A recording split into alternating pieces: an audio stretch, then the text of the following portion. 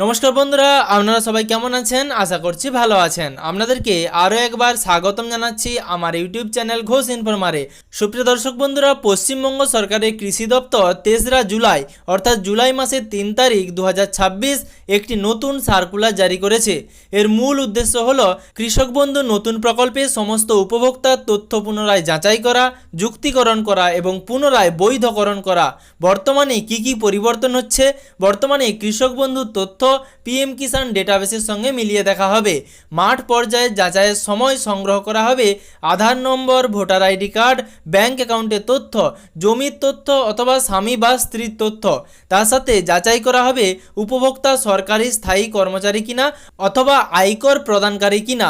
এ ধরনের ব্যক্তিদের তথ্য পোর্টালে আলাদাভাবে চিহ্নিত করা হবে।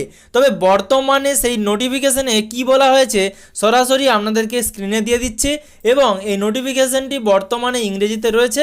আমি আপনাদের বাংলায় অনুবাদ করে আপনাদের সুবিধার জন্য জানিয়ে দিচ্ছি। প্রথমেই যাদের নাম যাচাইয়ের আওতায় আসবে তারা মৃত উপভোক্তা কিনা, অন্যত্র স্থানান্তরিত ব্যক্তি এবং তার সাথে ডুপ্লিকেট কেউ রেকর্ড দিয়ে জমি নথিভুক্ত করিয়েছে কিনা কৃষক বন্ধু প্রকল্পে। ভোটার তালিকা সংশোধনের পর ব্যক্তিদেরকে চিহ্নিত করা হবে এবং আলাদা করে বাছাই করা হবে এবং তারপর প্রয়োজন অনুযায়ী অন্যান্য অযোগ্য যারা উপভোক্তা রয়েছেন তাদেরকে কিন্তু নির্ধারিত করা হবে। এবার সরাসরি আপনাদেরকে বর্তমানে যেই নোটিফিকেশনটি দেওয়া হয়েছে সরকারের তরফে জুলাই মাসের 3 তারিখ সেটি আপনাদের স্ক্রিনে দিয়ে দিলাম। ভিডিওটি শুরু করার আগে আপনাদের কাছে অনুরোধ, আপনি যদি চ্যানেলে নতুন হয়ে থাকেন এবং এখনও পর্যন্ত চ্যানেলটিকে সাবস্ক্রাইব না করে থাকেন তাহলে অবশ্যই চ্যানেলটিকে সাবস্ক্রাইব করে পাশে থাকা নোটিফিকেশনের বেল আইকনের অল বাটনটি প্রেস করে রাখবেন আর ভিডিওটি বেশি বেশি করে সকলের সুবিধার জন্য শেয়ার করে দেবেন। আর আপনি যদি ভিডিওটি ফেসবুক থেকে দেখে থাকেন তাহলে অবশ্যই ফেসবুক পেজটিকে ফলো করে রাখবেন। এবার বর্তমানে সেই নোটিফিকেশনে কি বলা হয়েছে আমি আপনাদের তা বাংলায় অনুবাদ করে শুনিয়ে দিচ্ছি।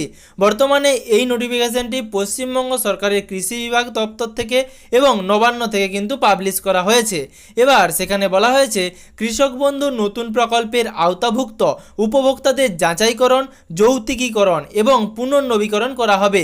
এবার কৃষক বন্ধু নতুন প্রকল্পের অধীনে শুধুমাত্র যোগ্য সুবিধাভোগী কৃষকরাই যাতে আর্থিক সহায়তা পান তা নিশ্চিত করার জন্য পশ্চিমবঙ্গ সরকার নিম্নলিখিত উপায়ে সমস্ত বিদ্যমান উপভোক্তাদের একটি ব্যাপক যাচাইকরণ এবং যৌক্তিকীকরণ প্রক্রিয়া পরিচালনা করার সিদ্ধান্ত নিয়েছে। এবার সেখানে কি হবে?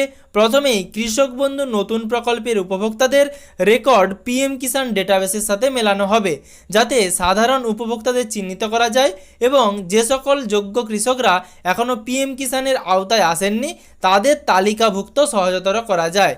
তাহলে আপনাদেরকে বোঝাতে পেরেছি প্রথম স্টেপেই বা প্রথম এই নোটিফিকেশনের ক্ষেত্রে বলা হয়েছে যাদের নাম বর্তমানে কৃষক বন্ধু প্রকল্পে রয়েছে কিন্তু পিএম কিষাণ প্রকল্পে নেই তাদের কিন্তু ডেটাবেসের সাথে মিলিয়ে দেখা হবে এবং তারা যাতে খুব সহজেই পিএম কিষাণ প্রকল্পে তাদের নাম নথিভুক্ত করাতে পারে সেটাই কিন্তু খতিয়ে দেখা হবে। এবার এই পিএম কিষাণ ডেটাবেসটি কৃষক বন্ধু পোর্টালে চিহ্নিত করা হবে। এবার দ্বিতীয় স্টেপে কি বলা হয়েছে কৃষক বন্ধু ডেটাবেসের মাঠ পর্যায়ে যাচাইকরণ বা ফিল্ড ভেরিফিকেশন করা হবে। অর্থাৎ কৃষক বন্ধু প্রকল্পের জন্য এবার ফিল্ড ভেরিফিকেশন করা হবে এবং সময় নির্ধারিত ফরম্যাটে বিশদ তথ্য সংগ্রহ করতে হবে। এর মধ্যে উপভোক্তা এবং তার স্ত্রী বা স্বামীর বিবরণ যেমন ব্যাংক অ্যাকাউন্ট, আধার নম্বর, এপিক বা ভোটার কার্ড নম্বর এবং উপভোক্তার জমির বিবরণ সংগ্রহ করতে হবে। তাহলে আপনারা বুঝতে পেরেছেন দ্বিতীয় স্টেপে কি বলা হয়েছে।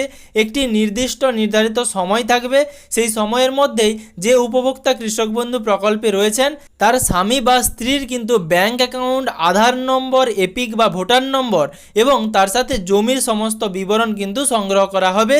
তাহলে যারা কৃষক বন্ধু প্রকল্পে নথিভুক্ত করে ফেলেছেন তাদের নাম এবং কৃষক বন্ধু প্রকল্পে ইতিমধ্যে টাকা পেয়ে থাকেন তাহলে আপনারা আপনাদের পরিবারের স্বামী অথবা স্ত্রীর ব্যাংক অ্যাকাউন্ট নাম্বার, আধার নাম্বার, এপিক বা ভোটার আইডি কার্ড নাম্বার এবং তার জমির সমস্ত বিবরণ কিন্তু রেডি করে রাখবেন। এবার কোনো উপভোক্তা কেন্দ্র সরকার, রাজ্য সরকার বা সংবিধিবদ্ধ সংস্থা, সরকারি উপক্রম, পঞ্চায়েত, পৌরসভা, স্থানীয় সংস্থা এবং সরকারি সাহায্যপ্রাপ্ত শিক্ষা প্রতিষ্ঠান বা অনুরূপ প্রতিষ্ঠানে স্থায়ী বেতনভোগী কর্মী বা পেনশনভোগী কিনা তা নির্ধারণ করার জন্য যাচাইকরণ করা হবে। তাহলে আপনারা বুঝতে পেরেছেন আপনি যদি কোনো সরকারি সংস্থা বা বেসরকারি সংস্থার সাথে যুক্ত থাকেন সেক্ষেত্রে আপনার কিন্তু নাম সেখানে যাচাইকরণ প্রক্রিয়ার মাধ্যমে বাদ দেওয়া হতে পারে, এরকমটাই কিন্তু এখানে বলা হয়েছে। এবং কোন কোন ক্ষেত্রে আপনারা যদি কর্মরত থাকেন তাহলে আপনাদের নাম বাদ দেওয়া হবে সেটা কিন্তু এখানে বলে দেওয়া হয়েছে। আপনাদেরকে আরও একবার জানাচ্ছি, আপনি যদি কোনো রকম কেন্দ্র সরকার, রাজ্য সরকার, সংবিধিবদ্ধ সংস্থা, সরকারি উপক্রম বা আন্ডারটেকিং যেটাকে বলা হয়, এছাড়া পঞ্চায়েত, পৌরসভা, স্থানীয় সংস্থা, সরকারি বা সাহায্যপ্রাপ্ত শিক্ষা প্রতিষ্ঠান বা অনুরূপ প্রতিষ্ঠানের স্থায়ী বেতনভোগী কর্মী বা পেনশনভোগী কিনা সেটাও কিন্তু নির্ধারণ করা হবে যাচাইকরণ প্রক্রিয়ার মাধ্যমে। উপভোক্তা আয়কর দাতা কিনা তা নিশ্চিত করার জন্যও যাচাই করা হবে। এই মানদণ্ডগুলি চিহ্নিত করে কৃষক বন্ধু পোর্টালে যথাযথভাবে ফ্ল্যাগ করা হবে। অর্থাৎ আপনাদের এই সমস্ত যদি তথ্যগুলি না দিয়ে থাকেন এর আগে, সেই সমস্ত তথ্যগুলি সরাসরি কৃষক বন্ধু পোর্টালে আপলোড করা হবে। এরপর 3 নম্বরে বলা হয়েছে এসআইআর 2026-এর সময় মৃত, স্থানান্তরিত, বাদ পড়া এবং অনুপস্থিত ভোটার হিসেবে চিহ্নিত উপভোক্তা খসড়া তালিকা প্রকাশের পর দ্বিতীয় তালিকায় বাদ পড়া, বিচার প্রক্রিয়ার পর বাদ পড়া, এছাড়া ভোটার স্লিপ বিতরণের সময় যাদেরকে অনুপস্থিত, স্থানান্তরিত, মৃত বা ডুপ্লিকেট হিসেবে পাওয়া গিয়েছিল সেই সমস্ত উপভোক্তাদের তালিকাভুক্ত চিহ্নিত করে পোর্টালে যথাযথভাবে ফ্ল্যাগ করা হবে। যে সকল উপভোক্তারা এসআইআর ট্রাইব্যুনালের সামনে আবেদন করেছেন বা যাদের আবেদন নাগরিকত্ব আইনের অধীনে বিচারাধীন রয়েছে তাদেরও কৃষক বন্ধু পোর্টালে যথাযথভাবে ফ্ল্যাগ করা চলবে বা ফ্ল্যাগ করা হবে। মানে বুঝতে পারছেন, এসআইআর প্রক্রিয়ায় যাদের নাম বাদ গিয়েছে বা যাদের নাম উঠে আসছে ট্রাইব্যুনালে আবেদন করার পর, অথবা যাদের নাম সিএএতে রয়েছে তাদেরকে যথাযথভাবে চিহ্নিত করা হবে কৃষক বন্ধু পোর্টালে। এবার উপভোক্তাদের মধ্যে একটি প্রমিত যাচাইকরণ ফর্ম বা অ্যানেক্সার 1 কিন্তু বিতরণ করা হবে। যথাযথভাবে পূরণ করা ফর্মের সাথে সহায়ক নথি হিসেবে উপভোক্তা এবং তার স্ত্রী বা স্বামীর আধারের ফটোকপি এবং উপভোক্তার স্ত্রী বা স্বামীর এপিক কার্ড বা ভোটার আইডি কার্ডের সমস্ত ফটোকপি এবং উপভোক্তার স্ত্রী অথবা স্বামীর সমস্ত জমির আরওআর বা খতিয়ানের ফটোকপি এবং সমস্ত ব্যাংক অ্যাকাউন্টের ফটোকপি কিন্তু দিতে হবে। এবার প্রাথমিক যাচাইকরণের সময় সংগ্রহ করা হবে এই সমস্ত তথ্যগুলি এবং একটি অনন্য ক্রমিক নম্বর বা ইউনিক সিরিয়াল নাম্বার সহ প্রাপ্তি স্বীকার করা হবে।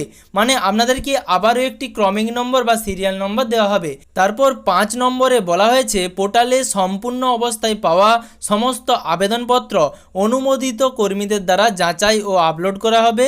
যাচাইকারী কর্মকর্তা সুপারিশ রেকর্ড করবেন এবং যাচাইকৃত বা মার্কড ভেরিফাইড হিসেবে চিহ্নিত করে চূড়ান্ত অনুমোদন বা বাতিলের জন্য পরবর্তী সক্ষম কর্তৃপক্ষের কাছে আবেদনটি পাঠাবেন এবং সেই আবেদনপত্রটি ব্লক স্তরের কৃষি সহ অধিকর্তা বা এডিএ অথবা ব্লক বা জেলা প্রশাসন দ্বারা নিয়োজিত অন্যান্য সম্প্রসারণ কর্মকর্তারা আবেদনপত্র চূড়ান্ত অনুমোদন বা বাতিলের জন্য সক্ষম কর্তৃপক্ষ হবেন। অর্থাৎ আপনার যে ব্লকের এগ্রিকালচার ডিপার্টমেন্ট রয়েছে অথবা আপনার জেলার যে এগ্রিকালচার ডিপার্টমেন্ট অফিস রয়েছে তারাই কিন্তু আপনার আবেদনপত্রটি চূড়ান্ত অনুমোদন বা বাতিল করতে পারবেন। এরপর 6 নম্বরে বলা রয়েছে জেলা ম্যাজিস্ট্রেট এবং ব্লক উন্নয়ন কর্মকর্তা অর্থাৎ বিডিও এই যাচাইকরণ প্রক্রিয়াটি সময়মতো সম্পন্ন করার জন্য প্রয়োজনীয় জনবল ও লজিস্টিক সহায়তা প্রদান করবেন এবং প্রশাসনিক স্তর থেকে পর্যাপ্ত জনবলের ব্যবস্থা করা হলে এই প্রক্রিয়াটি শুরু হওয়ার তারিখ থেকে সাধারণত 4 সপ্তাহের মধ্যে সম্পন্ন করতে হবে। তাহলে আপনাদেরকে পুরো বিষয়টা বোঝাতে পেরেছি যে কৃষক বন্ধু প্রকল্পের ভেরিফিকেশন প্রক্রিয়া হবে এবং ফিল্ড সার্ভের মাধ্যমে কিন্তু ভেরিফিকেশন প্রক্রিয়া করা হবে।